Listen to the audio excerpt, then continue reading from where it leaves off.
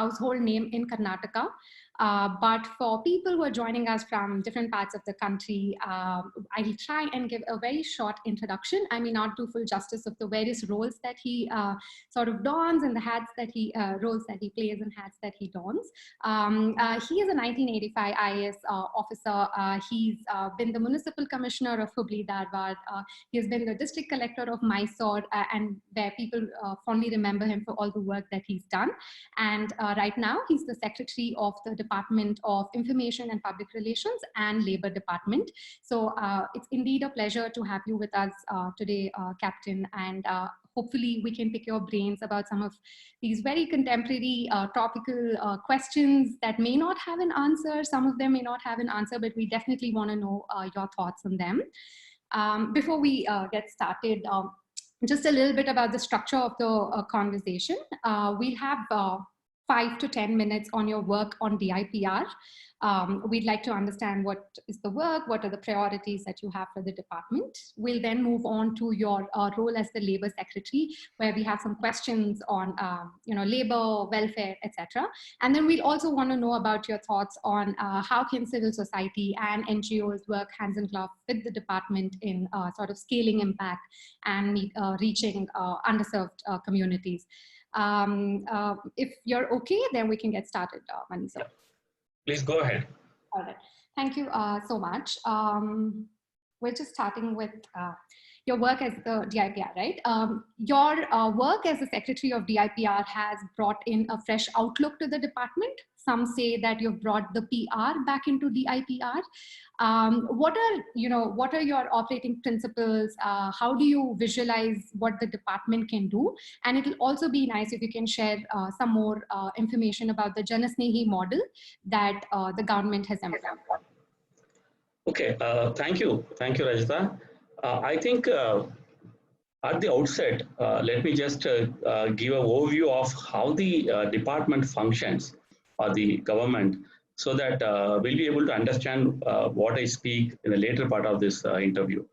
So when we mean by government, that legal connotation is actually the cabinet. That is the chief minister and the ministers together, the cabinet, that's called the government. So people like us who work in the government, we are called government servants. So we are not the government. So whenever we talk about government, always keep in the back of your mind, it is the cabinet headed by the CM, which is the government of Karnataka. Everybody else actually works for the government, means we all work for the cabinet. So why I'm saying this is, people many times mistakenly think that the government officers, particularly the IAS officers, who happen to be known to people by design or default, whatever you call it. They think that they are doing a lot of good work, they're doing great work, they have changed their department, etc., etc. But underlying thing is, every department of the government is actually headed by a minister. The minister is the CEO of the department, and he is a part of the cabinet. So the cabinet works collectively, and the verticals, each one heads it. Luckily for us, I should say that the CEO of the information department, what you call as DIPR, it is Department of Information and Public Relation, is headed by the Honorable CM himself. So it makes things a little easier, meaning that there's one layer is not there. Like in Labor Department, we have our Honorable Minister Shivaram Hebbal. So I report to him, and he in turn reports to the cabinet. So there is one more extra layer. So the DIPR has the advantage of not having the layer and directly talking to the CM. So when I was given the charge of DIPR, when we go and call on the Honorable CM, they give a direction, they give a guidance, they give a vision. So our CM, our Honorable CM Yediyurappa sir, ಅವರು ತುಂಬ ಒಂದು ಒಳ್ಳೆ ಮಾತು ಹೇಳಿದರು, which is sort of I will say is a pole star for the entire department. He said that the public relation department, ಮಾಹಿತಿ ಮತ್ತು ನಾವು public relation department, he said this should be a compassionate department, and this should act as a bridge between the common man and the government. ಏನು ಹೇಳಿದ್ರೆ ಅಂದ್ರೆ ಸರ್ಕಾರ it's a ocean actually, it's a huge machine. ಸರ್ಕಾರದಲ್ಲಿ ಇರುವವರೆಗೆ ನಮ್ಗೆ ಗೊತ್ತಾಗಲ್ಲ ಯಾವ ಕೆಲಸ ಯಾರು ಮಾಡ್ಬೇಕಂತ ಗೊತ್ತಾಗಲ್ಲ. Sometimes we don't know which department, who is the person who takes care of a particular work. how can you expect the normal common man to understand if he has a problem, who is the person who should address it actually? So now the Honorable CM said, Mani, look at this, the common man doesn't know where to go for his problems. He said, at least new problem solve but at least tell him who is the person who should solve his problem in the government. It gets clogged actually. There is a limited bandwidth for everybody.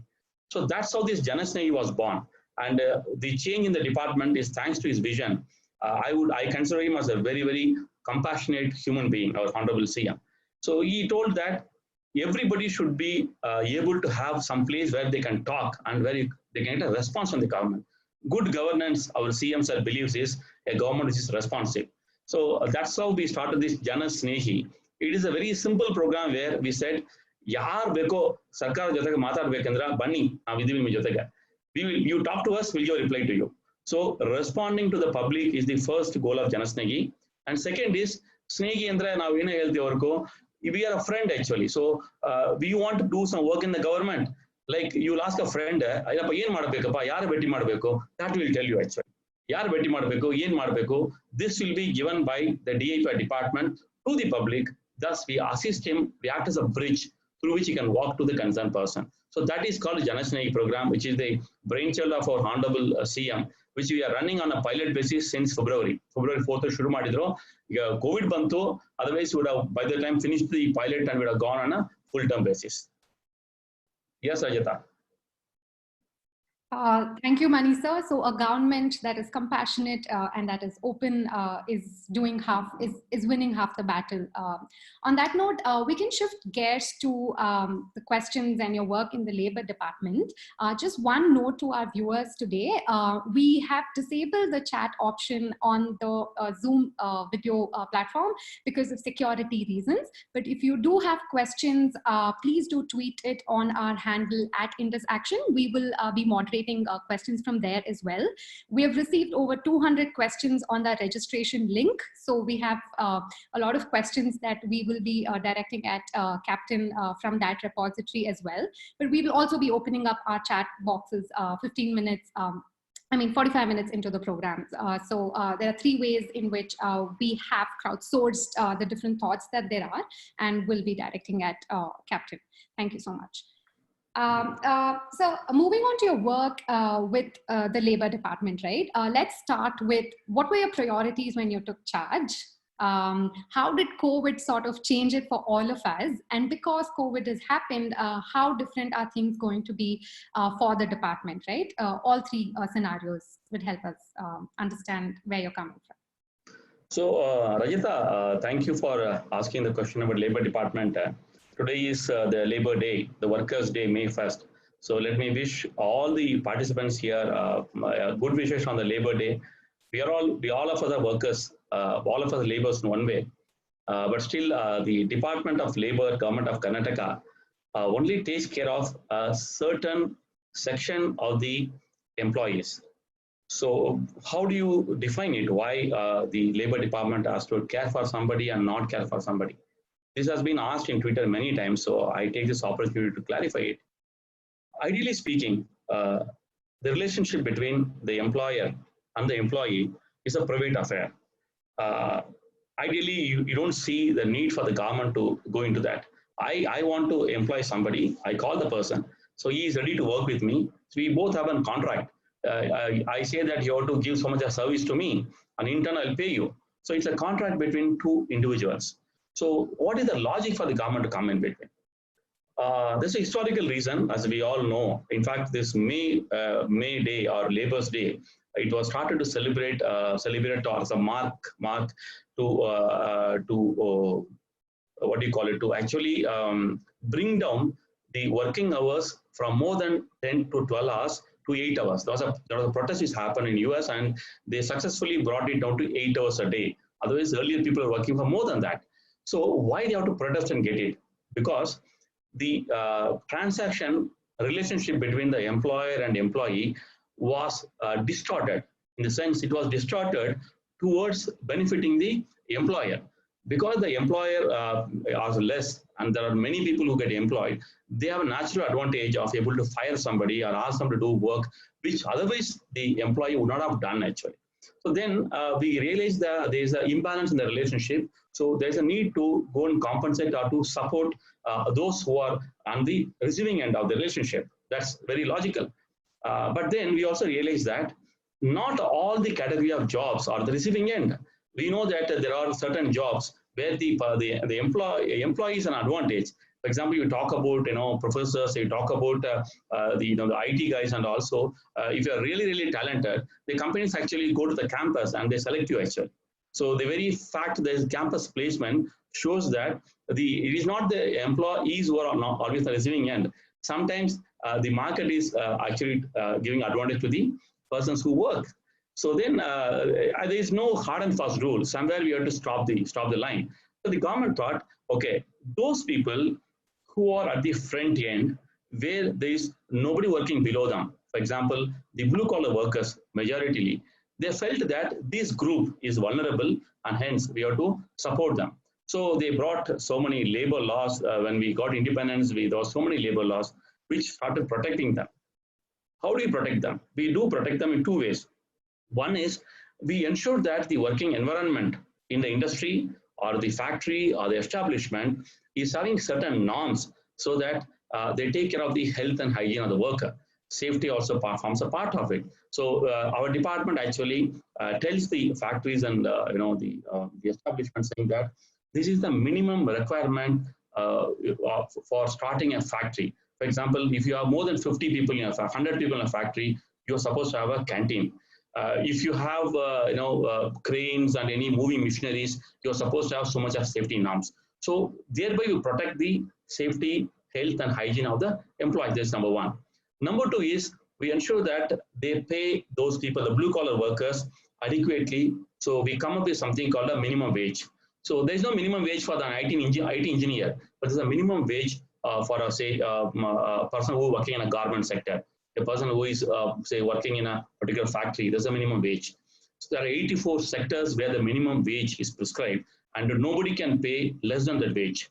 If they pay less than that wage, then he can be prosecuted. So this is the second type. Third type, we also take care of the welfare measures for the workers. So we collect some money from the employers, we put some money from the government side, and we try to take care of the welfare of the employees by giving some scholarship to the children, by taking care of them when they are sick. For example, there's a ESI, Employee State Insurance Scheme, where a blue-collar worker is not able to go to the office because of health problem, he gets his salary.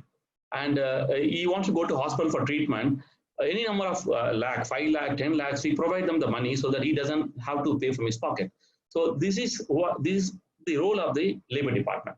The labor department is to take care of those disadvantaged, vulnerable group of workers who otherwise will not have strength and capacity to fight for the rights with their employers. That is why we take care of only certain vulnerable section and not all the employees. So this is the role of the labor department, and as I was telling you, it is headed by Honorable Minister Shri Shivaram Hebbar, and I report to him, and he is the one who gives direction. So when I joined, there is nothing called that I set my agenda. The agenda to the secretary is set by the Honorable Minister. The secretary only ensures that the agenda is fulfilled as long as it is within a framework of law. And if it is not within the framework of law, we submit to the Honorable Minister and discuss and try to put it within the framework. So this is what we do. So there was a follow-up question to that. How do you see the role changing, right? Post-COVID, unemployment? Yes, very good question. And I must honestly answer that it's a uncharted territory, because we never had something like Corona. There were wars which just happened, and there have been economic downturns and problems. But this Corona is totally different. It's actually affected the way the society has been functioning. So we don't know actually what type of jobs are going to come, what type of jobs are not going to come, and what is going to happen to the migrant laborers who used to freely migrate. Now the free migration is going to get affected. We don't know how it's going to get affected. Are we going to jump back to normalcy in another 5-6 months? Are we going to overcome the compulsions made by Corona or not? We don't know. Are we going to have Friday night parties? Are we going to have friends and families having, get-togethers? Or how is it going to be actually? Are they going to hug each other? Like, when I was studying there in US, I was so surprised that, the very normal way of getting is to go and hug a person. But I don't think anybody does it anymore. And are we going to do it again? Is the question. So many things, what we have been taken for granted, are not going to be there post-COVID. But for how many days, we don't know actually. So in the labor sector, this is going to have a huge impact because a lot of new products will come to the market. Like, you have find masks, you have got PPEs, and all the stuff is going to come in large quantities. The entertainment industry, the tourism industry are going to get affected. So we have to, I would say that we have to take one step at a time. What we are planning is that our ministry has said that please try to list out what are the demands of the labor sector. What would the industries would want? What type of skills they would want? And accordingly, we'll try to tune up and tell the skill development department to skill the people, reskill the people so that they'll be able to sort of dovetail the demand and supply. So I would say that we don't have a clear picture of what's going to come, but we are confident that one step at a time and consensus decision between the employees and employees will be a better or the best option available to us. Thank you, Captain. Are there any plans for setting up a reskilling portal or an employment portal? Because unemployment has hit record high. It's only going to get worse. There is a lot of vulnerability just around us. And employment is going to be one of the levers that can slowly but steadily bring the economy back to, where we saw it last. Is there any idea, or are you open to, people helping you set it up? How are we looking at reducing the unemployment rate in the state? Good question, Rajata. Ole question idu. Yakandra, if you are setting up something like that, what we have in mind, the department is something like this Uber or Ola app sort of thing, where we actually act as a bridge between the employers and employees. Even if the factories tell us, then we'll be able to supply that. But this app, I think, should be owned by the employers. Because the employers, suppose I skill some people, so imagine tomorrow some NGO designs an app. So then the industries don't come and put the demands there, then the app doesn't work. So we want to request the employers, the industry captains, CII, FICCI, to come together and create one app where they can collect the demand and put it there. And accordingly, we'll sort of, backward integrate and try to skill the people and supply them. And probably the government role can be in putting the quality stamp and telling them, okay, do you want a person of so many experience and so much of capacity? Here we have a guy whom you can, here you have 2-3 people or whatever it may be available to you. If this can be made, it's like very simple. As a passenger, I want to travel from A to B. There should be some 5-6 cars available in Uber to me. So a similar type of model could be thought of, because the traditional jobs undergo a huge change now. So the only way to match both of them is to have an open, transparent platform. And I hope the industry will be coming forward to do this one. And we all stakeholders will join and try to ensure that we are able to give the type of, even though employment as such is not the Labor Department priority in the sense, Labor Department comes into picture only after you get the appointment order in your hand. So before you get the appointment order, it is taken care by another department called Skill Development and Employment. So skill development and employment develops the skills of the people, make them employable and bring them to the market. And once the market absorbs, then they come under the Labor Department. So as rightly pointed out, we have to mobilize technology and try to see that how we can bring the new type of requirement and a new type of supply together. Got it. So an Uber for skilling in a sense. Got it. I don't know if this is within your ambit as the Labor Secretary, but if we were to look at an urban NREGA program. You have failing infrastructure. As a municipal commissioner, you know this better than a lot of us here today. There is failing infrastructure in cities, and there are a lot of migrants who are stranded here without jobs. What are your thoughts on that? I mean, may not be your department, but we just want to know what you think about that. Okay, so let me attempt to give some clarity here. So the demand in the economy is huge. It need not be only urban, even the rural sector, there's a huge demand. Let us take example of the road. In Karnataka state, normally 20,000 kilometer length is what is called as a core road length. You call the main roads, what you call it. Total ಎಲ್ಲ road ಸೇರಿ ಸುಮಾರು 78,000 kilometre ಇದೆ ಕರ್ನಾಟಕದಲ್ಲಿ. So at least ಒಂದು 20,000 kilometre ಸರಿಯಾಗಿ ಮಾಡಬೇಕಂದ್ರೆ I am talking about roads which are having a 10-meter width and which has a median which is a line drawn, yellow line draw ಮಾಡ್ತಾರಲ್ವಾ, ಆ ಥರ ರೋಡ್ ಹೇಳ್ತಾ ಇರೋದು. ಮಿನಿಮಮ್ ಟ್ರಾಫಿಕ್ ಮಾಡಲಿಕ್ಕೆ per kilometer we have to spend around 3 to 4 crores. Okay, keep it as 3 crores. So 3 ಕೋಟಿ into 20,000, and then it comes to 60,000 crores, right? And the budget of the state is around 2 lakh crores. The Public Works Department, which manages the road, it approximately gets 7,000 crores. So you get 7,000 crores, and your demand is around 60,000 crores. And this demand is only for the 5 years. 5 ವರ್ಷ ಆದಮೇಲೆ the road has to go for a maintenance. And the maintenance comes around almost 50 lakhs at least. So every 5 years, you will be requiring again another 7,000-8,000 crores. So if you do the mathematics, you need on a yearly basis approximately 25,000 crores on the present value to ensure the roads are good in the next 5 years. But we get only 1/4 of it. So the problem is not about the capacity to do work. The problem is the capacity to pay. Means if you go for urban NREGA or a rural one, the point is not where you do it urban or rural. The point is who will pay for it. If you are going to increase your budget by say 5 times more, it is not going to be possible. So you can't borrow so much of money. So we are limited by the capacity of the government to sort of pay for this type of works. So if the money is available, then it becomes an easy choice. Whether you want to put it in the urban area or in the rural area, it's a very, very easy choice. Got it. So increasingly, we've seen that states like Tamil Nadu and Kerala, which have a higher degree of decentralization, right?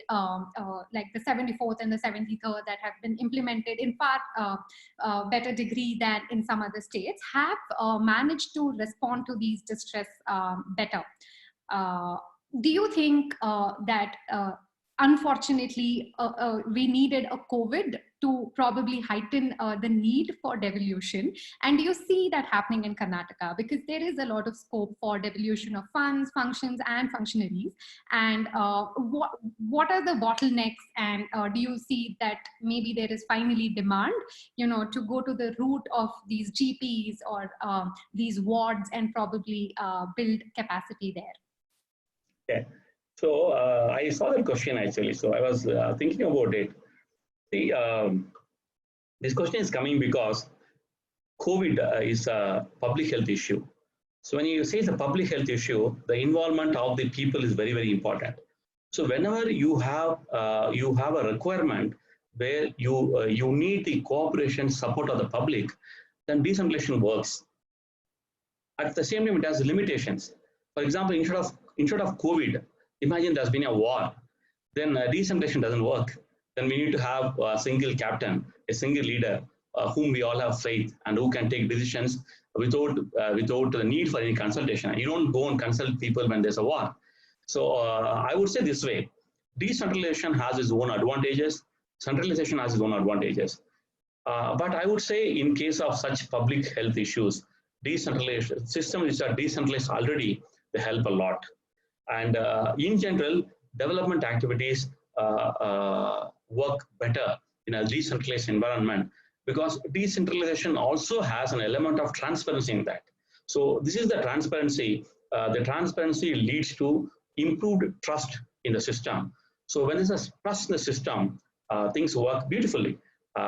We remember reading a book on the lack of trust in India, professor from Harvard Business School has written a book in that he has mentions that the problem with the economic growth in India and some of the developing countries is that there's a lack of trust, the gap in the trust between the government and the people.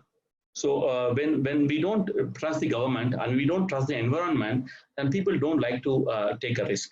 And if you don't take a risk, you don't develop at all. Even if you have to put a single step forward, I have to take a risk whether there's a gap or there's a solid ground I can put my foot. So that's the problem. You cannot develop unless you have a trust, and the trust will not develop unless there's transparency, and transparency will not come unless there's a decentralization. So there is a very good argument for decentralization, which works in most of the cases, and only in very few cases decentralization doesn't work.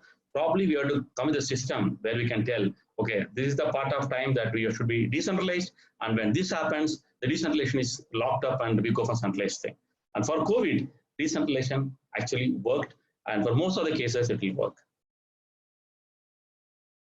So the part about when do you see that happening in Karnataka? Okay, so this question is very well above my pay band, so I am not able to answer this. I am a normal, small civil servant under the government. All right. So we'll take your word for it. Our next question that we had from some of the audience is, what are your thoughts on the dwindling labor force participation, especially women participation, right? You have, as the economy sort of expands, you would see more and more women dropping out of the labor force, and this has happened over the last 10 years. As the labor secretary, are there some thoughts on this, and what can we do as a community to ensure that women do not do that? Thank you. It's a very, very worrisome issue. See, there are two aspects to this. One is that if you take any country, what happens is the women's participation in the workforce, it goes through a certain up and down. Because when the economy goes from the primary sector, the agriculture sector, it goes into manufacturing, it goes to tertiary sector where you have majority of services, that way, and knowledge sector you call it. It actually progresses that way. So when a country is predominantly agriculture sector, you find a lot of women working in the agriculture sector, in the rural hinterland. So their participation is normally higher compared to the second stage, where when you go into manufacturing, you don't find many women going to the factories because of the social norms or because of sudden change. Women tend to stay at the home, and the economy is dominated by manufacturing. So you find a dip in the participation of the women. But again, then when the economy progresses, it moves from manufacturing to knowledge sector, tertiary sector, then it becomes easy for the women again to participate. They'll start working from the home. There'll be IT sector, other service sectors, knowledge-based sectors will give more opportunity to the women to participate. So then again, the dip will vanish and it'll start going up. So if this is the norm, then there's nothing to worry about it. In India, there's a cause for worry because we find that the countries around us, Sri Lanka, Bangladesh and all, they are having a better women's participation ratio than us.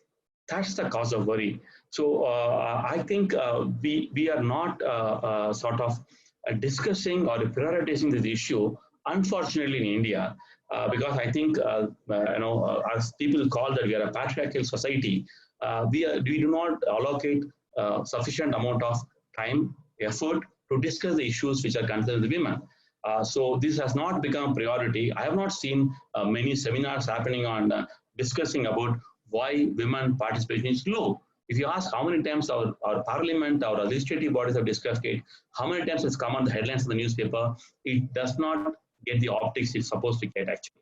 I think it's a high time that like people you are questioning, I would request not only every woman in this country, but every man also should question why the participation of women is less, because it affects the economy. When 50% of the workforce is not gainfully employed, you are going with another 50%. It's like telling that my aeroplane has 2 engines, but I'll only fly with only 1 engine. So it's as simple as that actually. So people should come out and start questioning the government, questioning the employees, everybody, why it's happening. unless you question, the inertia will not allow the people to change drastically. I think the time has come. Probably I would say that after the COVID is over, the question should be why women are not being employed as much as the men. All right. So I have one other question from our Twitter updates. They're asking if, just one second.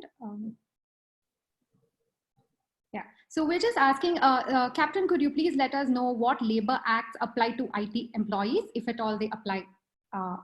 Just one quick thing about that. Our audience, please note that this is not a grievance redressal platform. Sir has set up the Janasnehi for that. Let's treat this platform as sharing of ideas and bounce off any thoughts that you have. But if you're willing to take that question, please go ahead, sir. Okay, thank you. Okay, this is an important question people keep asking, so let me clarify. So now, starting clarify maduvaga labor department bagge, I was telling that we regulate the industry or the factory how it functions for the safety, health, hygiene, and wages. So this is done through something called a Standing Order Act. So the Standing Order Act gives the power to the labor department to issue orders to the industries and factories that ನೀವು ಈ ತರ ಇಟ್ಕೊಳ್ಳಬೇಕಂದ್ರೆ ನಿಮ್ಮದು ಈ ತರ ಇರಬೇಕು. If you have people, you have to have a canteen, you have to have a hospital there, you have to have an ambulance ready, you have to pay minimum wage, ಇದೆಲ್ಲ ಇರ್ತದೆ. But the IT sector is exempted from the operation of the Standing Orders Act. It means now we cannot give any directions to the industry, neither on wage nor on the working conditions. So this is done because IT sector, when it actually developed, it was again like a uncharted territory. People didn't know actually how it's going to work. So people thought it's a new type of industry. Why to go and strangulate it so it will not grow? So they gave the advantage to the industries, freedom to the industry, flexibility to the industry so they can grow actually. And it has been done by almost all the states in the country. Like it is in Tamil Nadu, Andhra Pradesh, Telangana, Maharashtra. None of them have the standing orders acting on these industries. So because all of them are not operating it, the first person who goes and operate it, it will be seen as a disadvantage. So the factories will cry hoarse and say that, why are you coming and regulating us? See, look at Telangana, look at Andhra. We'll go and set up shop there. So this is the normal thing. So there's a risk involved in trying to regulate them. And sometimes they say that, look, now we are giving so much a high salary, like Infosys pays so much a high amount, Wipro pays a high amount. So, and the offices are so swanky, you go and see that they got, whatnot they have. I mean, I've seen the Mysore Infosys campus, a swimming pool, there's a cricket field, everything is there. So they may ask, Mr. Manivannan, I am actually doing much better than you, what you're asking. So why are you coming and not troubling me? So that's the reason why we have not decided to impose regulations on them. But if demand keeps on coming and if people are able to prove that this IT sector is actually not treating or handling the employees in a way that you should handle, then probably we'll reconsider our decision actually. Thank you, Captain. We have one more question from Twitter. I have a question to our Captain. After the COVID crisis is over, many companies would prefer a new model where more employees will be working from home. Do you think this would affect the industry and the stability of Bangalore as a job seekers city? Okay, very interesting question, I would say. Nana Prakara, the job market, it depends upon the skill of the people in the area. ನಾವು ನಾನು ಇದರಲ್ಲಿ ಇರುವಾಗ ಹುಬ್ಳಿಯಲ್ಲಿ commissioner ಇರುವಾಗ we used to go and ask the companies. We used to ask big companies who are there in Bangalore, ಯಾಕೆ ನೀವು ಹುಬ್ಳಿಲಿ ಬಂದು ನಿಮ್ಮ shop ಅನ್ನು ತೆಗಿಬಾರದು, ನಾವು ನಿಮ್ಗೆ ಏನ್ ಬೇಕಾದ್ರೂ ಕೊಡ್ತೀವಿ, ಪವರ್ ಸಪ್ಲೈ ಕೊಡ್ತೀವಿ, ನೀರು ಕೊಡ್ತೀವಿ ಅಂತ ಹೇಳುವಾಗ what they ask, they say that ನಮ್ಗೆ ಟ್ಯಾಕ್ಸ್ ರಿಬೇಟ್ಲೆ ಬೇಡ ಸ್ವಾಮಿ, ನಮಗೆ ಬೇಕಾಗಿರೋದು ಒಳ್ಳೆಯ skilled manpower ಬೇಕು. That's what they say. They say that we need skilled manpower and we need a city which has life. ಹೇಳ್ತಾರೆ ಒಳ್ಳೆ ಸ್ಕೂಲ್ಸ್ ಇರಬೇಕು, we want good theatres, good facilities, so that families can come and settle down from other places. So this skill set ಅಂತ ಹೇಳ್ತಾರಲ್ವಾ, ಅದು ನಾವು ಒಂದೇ ಜಾಗದಲ್ಲಿ limit ಮಾಡೋಕ್ಕಾಗಲ್ಲ. We need more and more people. ಬ್ಯಾಂಗ್ಳೂರಲ್ಲಿ 1 ಕೋಟಿ ಜನ ಇದ್ದಾರೆ, and so they are able to offer skill over a wide spectrum. So irrespective of COVID or whatever it may be, I'm very, very positive about Bangalore not being affected because it will jump back. Thanks to the cosmopolitan culture, thanks to the variety of talents we have, we should be able to give everything. ಇದು ಒಂದು example ಕೊಡಬೇಕಂದ್ರೆ in Chennai, there's one garment shop. I'm forgetting its name. It has got some 4 floors, 4 or 5 floors, huge one. And you go there, you will get from A to Z on clothing, whatever you want to get it. So people will go to the place. The place is like a ocean. Whenever I go, I find that it will be like you have to jolts and go and get and buy things. Why?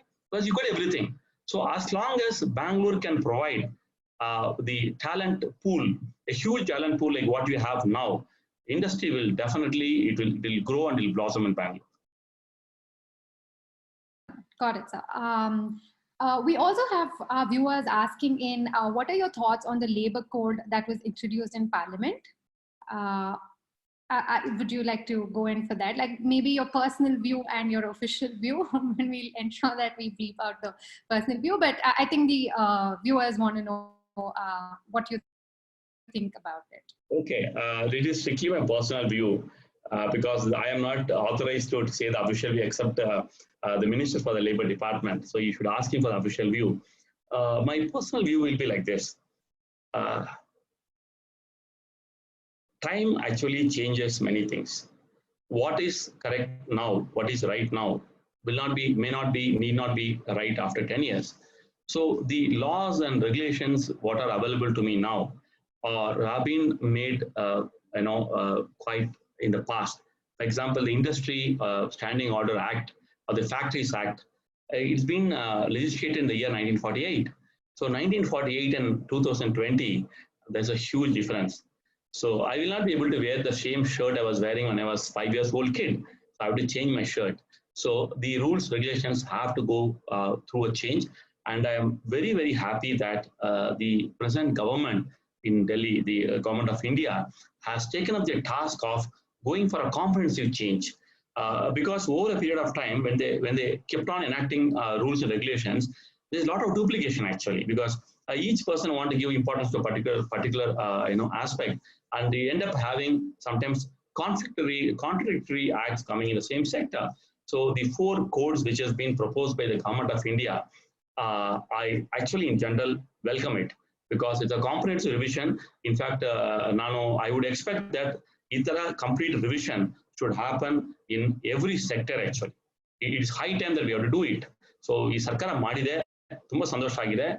But of course, it needs some consultation process. There are some issues which, for example, the minimum wage, etc., needs to be sort of, there are a lot of laborers who feel that the intention in the act, when it translated to in the field, it may not give the anticipated benefits. So I think the 4 codes should be implemented, keeping in mind that there's a need for some flexibility there, and there's a need for amending them. So that much of freedom and flexibility should be given to the state governments. That will help. Otherwise, the Factories Act, if you want to make a change, you cannot do it. The state government has to make a proposal, send it to Government of India. Government of India has to bring it to the Parliament, and it has to get amended. So I think the code should make such a provision that amendment to provision to the state government should be well within the state government itself. With that caveat, I think I welcome this code. Got it. Okay. Thank you, sir. One last question from our end, and then we can open it up for questions from the chat. This is with respect to the relief that the department has taken up through the Dasoha helpline and through the volunteers, etc. Right? We have a reader also, a viewer also asking that while a lot is being done by Labor Department, it is not sufficient, right? We do see a lot of vulnerable groups around. How can the department, leverage civil society organizations that they're already doing and expand the scale? How did you go about providing relief? What have been your biggest challenges? And how can one facilitate the active involvement of NGOs, civil society organizations, and individual volunteers? Oh, thank you. Very, very thank the viewer who asked the question. Very important question. The people who are participating, are they all from Karnataka or Kannada gotta? Kannada mataraboda athwa I have to they are outside Karnataka also. I prefer if you did English. Okay. Okay, it's fine. So the answer is like this. The labor sector, we divide them into 3 categories. So the first is the organized sector, where they are getting a regular monthly pay from the employers. So in Karnataka, normally, we have around 34 lakh laborers who are employed on a regular basis. And apart from that, the second category, what we call as an unorganized workers, who are employed on a irregular basis. They are not their own labor. For example, the person who pushes the cart and sells something, even though he's a poor fellow, he is not a labor. He's his own boss. The person who is putting a small grocery shop is his own boss. The person who gets mangoes and sells in the road is his own boss. They're not laborers. The category of laborers comes when I do a job for somebody else and he pays me, right? So the unorganized labor is very huge, and the number keeps on moving up and down. People who are in the formal sector they sometimes are retrenched. They become unorganized sector. And unorganized sector sometimes get job and become a regular sector. So this is a movement between both sectors. Among the unorganized and organized sector, there's one third special category called construction workers. So the construction workers are part organized, majorly unorganized workers, who are also migrant workers, who actually cater to the needs of the construction industry, because the construction industry has a specialized needs, and they many times work around the clock, and it needs a continuous supply of people from place to place. It is categorized as a separate department. Separate board is there to help them, and so the categories are like this: formal category, informal category, and construction workers. Among the three categories, the formal category is well taken care of, the construction workers are well taken care of, and these informal, unorganized workers are not taken care of properly. I'll tell the reason also. The formal sector, what we do is, we have a lot of systems which we operate through the employer. So we tell the employer, listen, if your employer is getting a proper wage, you also have to ensure that when he is not well, he has to be given some salary. We also tell him that in case like COVID time, he is not able to work, he's sitting at home, you have to pay his salary. So we have a mechanism, a structure through which we can reach out to the employee. Plus, we also collect some money from the employer.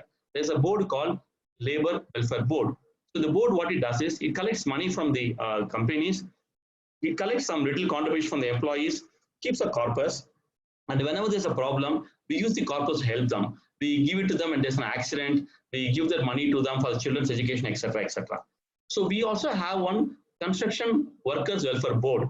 The Construction Workers Welfare Board is the one which has a huge amount of money, because whenever you do a construction, 1% of the total project cost is taken as a cess, and that money goes to that Construction Worker Welfare Board. So we have got a huge amount of around 8,000 crores have been accumulated over the years, because Bangalore is growing so fast. Every time you put one brick, you pay 1% of it to the board. That's why we have a lot of money. So the construction workers are taken care of, we are spending money. The formal sector is taken care of. The informal sector people, they have no source of income. So some of the states have created some boards for them. For example, you have a auto rickshaw drivers board. You have plantation workers board like that. So now in Karnataka, so far there was not a necessity for that, but now with COVID, we realized that there's a necessity to create separate boards for these skills. In fact, the Honorable CM has already asked us that please work on creating these boards and some revenue stream for them, so that we will be able to take care of the unorganized workers. Now, what we are doing in our relief operation, the relief operation is only on the formal workers and the construction board. We are giving almost 1 lakh a cooked meal to the construction workers. We are not able to give it to others because there's no, the law doesn't permit me to do it. That's how when somebody said that you are doing something but you're not doing enough, I completely agree with him.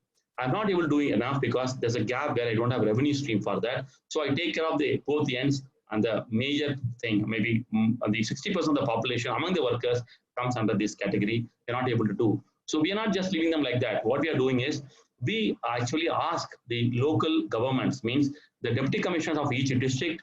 In Bangalore, the Bangalore BBMP, we requested them to take care of them, because they have the mandate to take care of every poor person.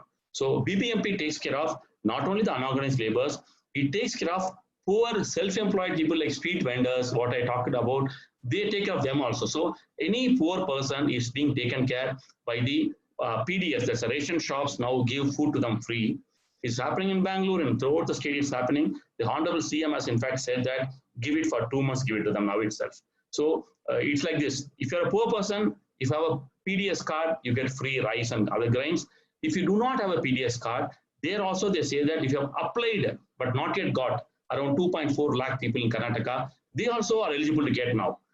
Third thing is those who not have a card, we are giving free ration kit to them, 10 kg bag having rice, dal and oil, so and so. The bags are given. We also give 1 lakh. The BBMP is giving more than 2 lakhs. Deputy commissioners are giving. So we give them grains to cook food. And there may be some people who don't have a kitchen, some bachelors coming and staying, the migrant laborers. So for them, we prepare cooked food and give it to them. So this is how we are doing it, but still from the labor department. So even though the government covers the entire spectrum, labor department doesn't cover the entire spectrum. They only do the left side and right side, and the center is left out. Yes. So the role of CSOs and how has your experience been with NGOs also sort of chiming in? Are they playing any complementary role and your experience thus far? Okay.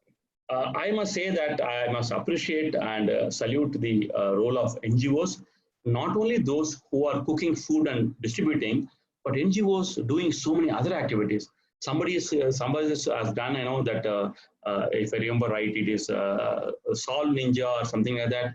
They Kuldeep and all, they are doing, they are adding transparency to whatever is happening. Who is giving food what, where. So they are able to put it and ensure there's no duplicacy.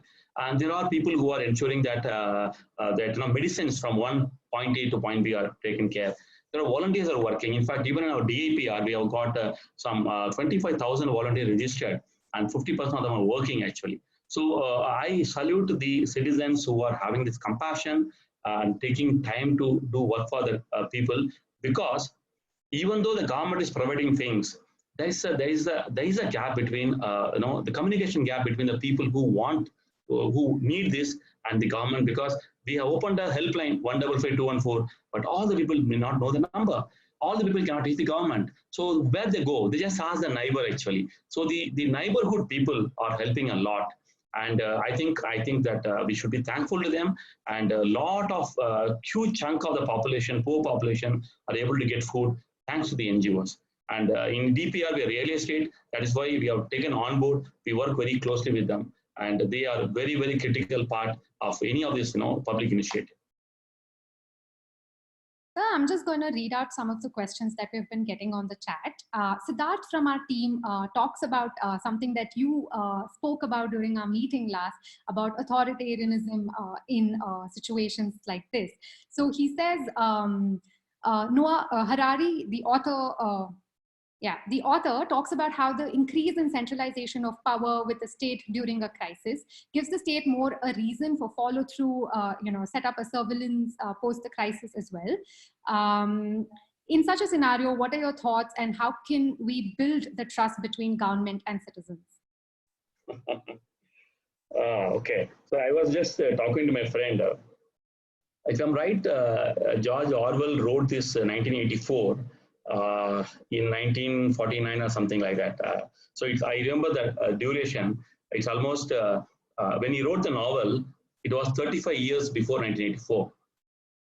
And now, exactly after 35 years in 2020, so we are looking at a possibility of, the government having the technical expertise and capability to actually redo what happened in 1984 novel. So it's like, things happen actually, sometimes the idea, when a calamity and a crisis comes, there's a need for a centralized leadership. And centralized leadership, any system tends to work for its own interest.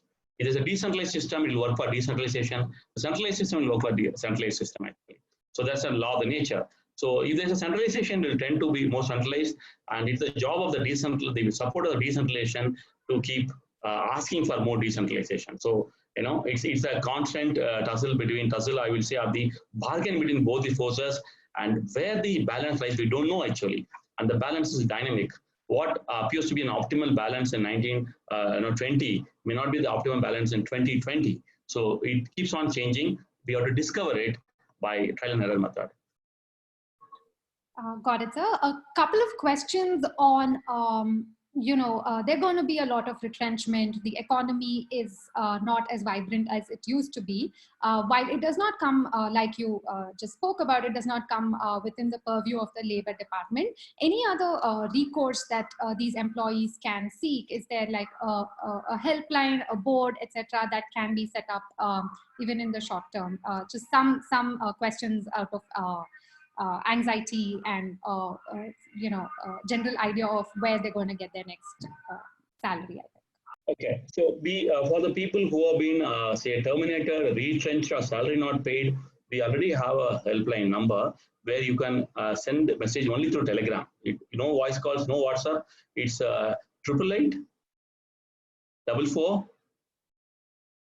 88 067. There's a number. Telegram message, please send it to that. Or we also have a website, a web page where you can directly enter the data, which is available in the Telegram pinned page. It will be there. So kindly tell us. We are only collecting data. We actually don't know how we are going to use the data, but we think that instead of sitting quiet, we'll at least collect the data and see if some of them have been illegally terminated. We'll take it up with them actually. So we are waiting for May 3rd. After that, what directions come? Are we going to have the lockdown continued, or we are not going to have? Depending on that, we'll take action, because now currently our entire Labor Department force, which is very, very minimum, is all on relief operations. So once the relief is over, we'll take it to the companies and try to see whether anybody has been retrenched or removed from job following the process of law or not following the process of law. That will be examined actually. And as I said, after that, with regard to the employment thing, we'll join hands with the employment department and try to set up this Uber model where we'll be able to know what is the requirement and accordingly skill the people for jobs. I hope they've made a note of that. You just have to give me 1 second.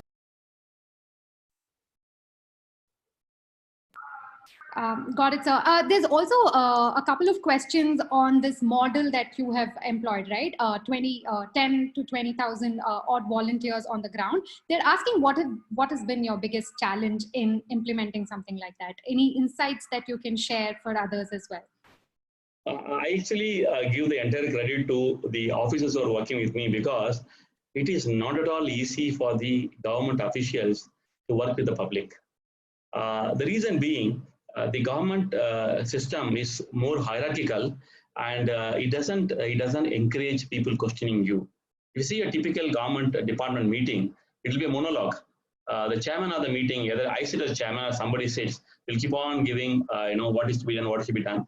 All of them, others will keep on noting it down, and the meeting is over. Hardly you have a debate where the head of the meeting is being questioned, is pushed back. It happens, but very rarely actually. Whereas in the public, the person, they are all equal, so they start questioning you. So when somebody questions me, a government servant, is not comfortable, because when you question a government servant, it appears to tell him saying that, look, you're not doing a job well. So nobody wants to put themselves in a position where they are being questioned actually. And when a public questions you, it's questioning the public. It is different from my boss questioning me. My boss questioning me saying that, money, why you didn't do the work? It will be a personal thing between both of us, and I write a reply and give it to him. I am safe. Whereas a public questions me in the Twitter or somewhere, it tells the whole entire world, look, Mani has not done his work. So I have to answer credibly, transparently, and logically. So it is actually putting me on a map. So generally, government officials don't come, I would say, they are not forthcoming in working with the public. That's one reason. Another reason is there's no protocol on how you have to deal with the public. None of our act says that, okay, in case of so-on problem, you have to work with the NGOs, you have to work with the people. It is not written anywhere, except for the National Disaster Management Act, which says that you should work with the NGOs. That act also doesn't tell you how you work with the NGOs. Point number 2. Point number 3 is, somebody says there are no free lunches. So when people will want to come and work with you, assuming they all come for a noble cause of giving some service, situations happen in such a way that somebody will be pointed out saying, oh look, this so-and-so person A is given more importance, and something say that B is given important. So it's very difficult to communicate to all the public at the same time, and also tell the reasons behind, because there can be some subjective reasons also. So these are the challenges we faced. And I wholeheartedly thank the team in the DIPR and also the Labor Department who actually they came forward having trust in me saying that, yes, sir, you are saying something, let's try it and see. So big thanks to them. And secondly, the big thanks to the volunteers who many times have put up with, ego tussles and, ego tussles among themselves and with the government servant. And I have seen somebody, government servant saying, oh, okay, this is not how you have to work. I'm going to tell you how you have to work. Please listen to me. These are language which the volunteers are not used to actually. So we had such about small troubles, but thanks to both the government officers and the the volunteers who thought that COVID is much more bigger than the small issues, we are able to successfully run this model. But we have to study. That's why I've been tweeted. We need to study the good, bad, and ugly about the system so that we can improve it, so that it works during the non-COVID times also.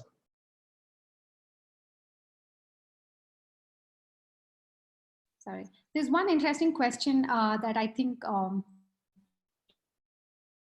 enjoy thinking about. Mayurtha from Intersaction asks, how can we resolve the inherent tension between minimal rules for business and adequate social security net for workers? So he says that more regulations can lead to informal sectors since the industry may not meet the requirements set, and bigger the informal sector, the more difficult it is to provide security to the employees. Just your thoughts on this conundrum. Who is the person who asked this question? This is Mayurtha from our team, sir. Okay, so tell him that I really appreciate his question. My salutes to him. So this is the conundrum that we are working at. It's like, we have the engineers will know that pressure volume, chart. So increase the pressure, the volume has to decrease, and either of that actually. So again, we come to the point of what I call as a dynamic equilibrium, which varies over both time and space. So the equilibrium which is good for Bangalore today will not be good for Bangalore tomorrow. Again, the equilibrium which is good for Bangalore may not hold good for Hyderabad. So again, now we have to keep on discovering this actually. For that only, if you remember, when I answered the question on codes, I asked for flexibility. So the flexibility should be available to the state and within the state. And now we should be able to have a separate type of dynamics for Bangalore, separate type of dynamics for Mangalore or Hubli Dharwad, etc., etc. But these are very, very complex issues. I mean, the problem which we are now tackling is exactly the question what has been asked. Thanks for the question. Plus, I know the boys question which I'm not able to answer now, or you don't have time. If you can send an email of all the questions along with their phone numbers or the emails, I'll try to answer to them because they are given that time. I value that, and I think it's my duty to answer to all the questions raised.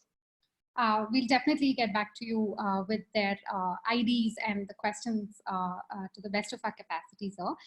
There's one interesting question that I think we'd want to know your thoughts on. How would you describe an ideal minister? You've obviously reported to many through your career.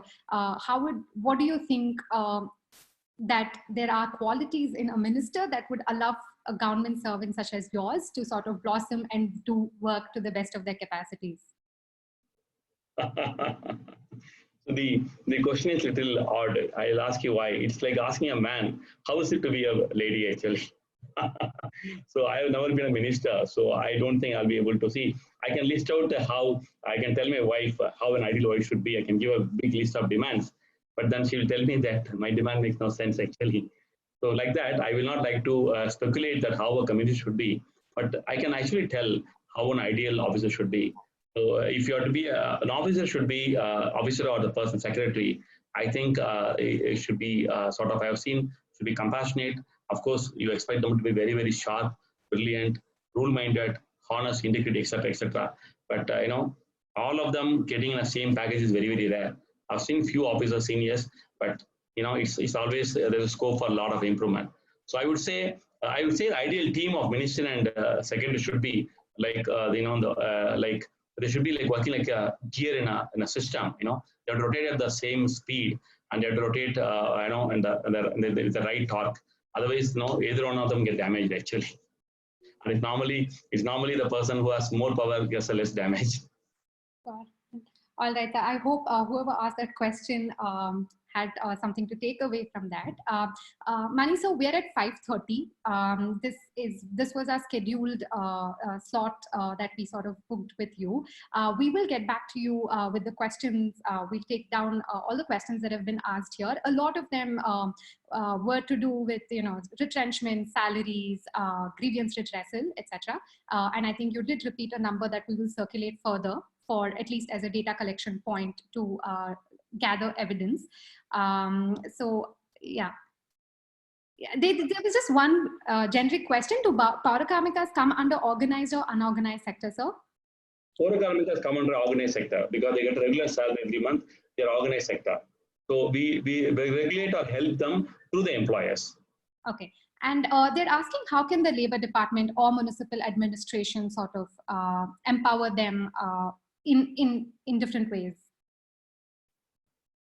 Okay, because you touched the question, I wanted to bring before this very interesting and very surprising and very sad aspect is that among the Paurakarmikas, 82%, I'm talking about Bangalore city, Bangalore only, 82% of the Paurakarmikas come from a particular caste. Why I'm making a mention about is that it distorts. For example, every job there should be more or less, it's a microcosm of society. So all type of people should be participating. When only one group participates, it distorts the entire optics. At times it may get more optics, at times it may not get any optics at all. So I feel that this particular community being there and it is not having a voice in the society, it's acting to a disadvantage. So the amount of money which is being spent on the cleaning of the city is much less compared to what we do in the West. So a lot of thought process to go into how you can sort of increase the salary for the Paurakarmikas, how you can take care of their health in a better way, how you can mechanize it. All those thoughts have to go through that. These are very complex issues. I have worked as a municipal commissioner and they are not simple questions at all, because day and night you are doing a firefighting, and this is something which is which is a comprehensive reform. It has to be done, but how it is be done, when it will be done, are very, very difficult questions to answer. Got it. On that note, we will draw the session to an end. Just one last thing. It's been very insightful hearing you speak on a wide range of topics. Thank you so much, sir, for taking time to speak with us and making time of your busy schedule. Indus Action has been conducting rapid response surveys in over 7 to 8 states across the country and providing easy, consumable policy bullets that the department can implement. We will continue to do so. A request to all the viewers to follow our work at Indus Action, and we'll keep you updated of all the work that we're doing. Thank you so much for your time, Manisa. It's been a pleasure speaking with you. Thank you, Rajatha, and I want to thank your team also of Anjan and Kumar for doing it, and all the participants for giving their time. As I promised, I'll respond to each one of them. And whatever I talked, needless to say, is my personal opinion and not of the department. And I also want to thank our Honorable Chief Minister and our Honorable Labour Minister for all the support in this COVID, and also for giving me permission to talk to both of you. Thank you very much. Thank you so much, Manisa. We'll take your leave. Thank you.